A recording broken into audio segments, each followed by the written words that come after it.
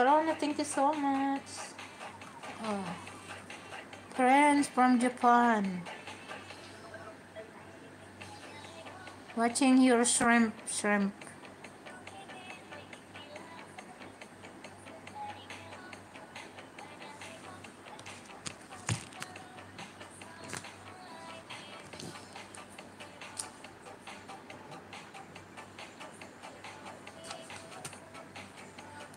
Corona, later after my live streaming, I will watch your latest video.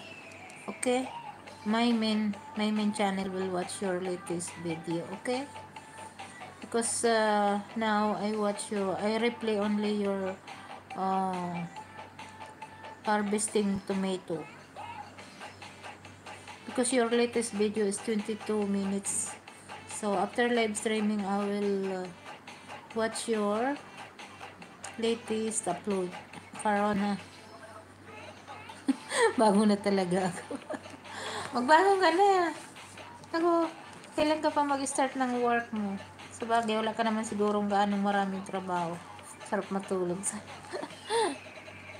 Ako maaga ako nagigising. Pero kanina pag nagigising ako ng 4 o'clock, 5 o'clock, after ng prayer, bumabalik ako sa tulog ngayon. Kaya kanina, pag gising ko, alas 7 na. Kanina. Ano nga ako ngayon, Galita? Talagang, pag nahiga ako, medyo nilalayo ko na yung sipit ko. At, para makatulog ako. Hindi man ako makatulog, nakapikit lang ako. Yung inaano ko na talaga yung sarili ko makapahinga sa gabi. Kasi yun ang sanay na ako kahit makalat. Sinanay yung sarili sa kalat.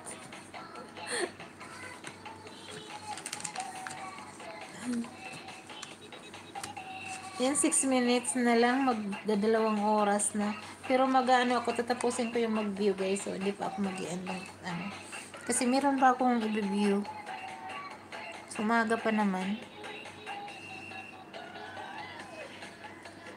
Oo, pakunti-unti. Tsaka, yan naman ang gawain mo araw-araw, diba? So, bakit mo naman mamadaliin? Yun naman ang gawain mo araw-araw. At hindi ka naman siguro minamadali ng amo mo. Mabuti amo mo yung understanding. Oo nga, kasi wala ako ngayon. Mga short video lang ako. Minsan nag-upload ako ng 2 short video sa isang araw. Minsan nakakaligtaan ko, Galita, kapag nabibisi ako, nakakalimutan kong meron akong mga naka-upload na mga short video, pero hindi ko pa na ipapublic. So, minsan nakakalimutan kong mag-public sa kaya minsan may araw na wala akong upload.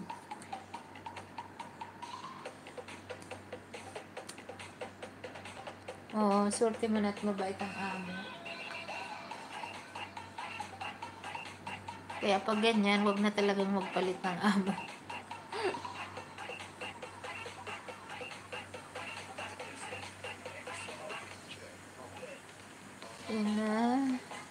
Apura. Okay. Kasi alam naman nilang gagawin mo kasi.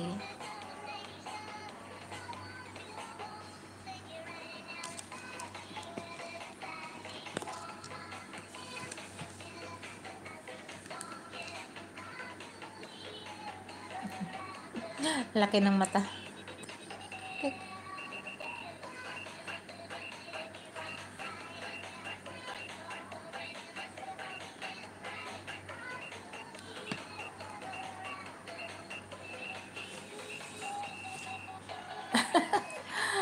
Pero maganda siya. Kaya hindi ko siya nilagay sa box. Iniwanan ko siya dito. Sabi ko, ko to sa pag nagla-live. Cute siya.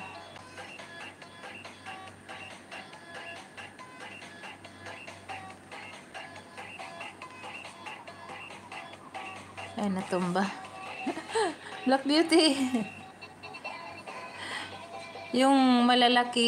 yung malalaki talaga binigay ko doon sa pamangkin ko kasi siya ang magpapadala.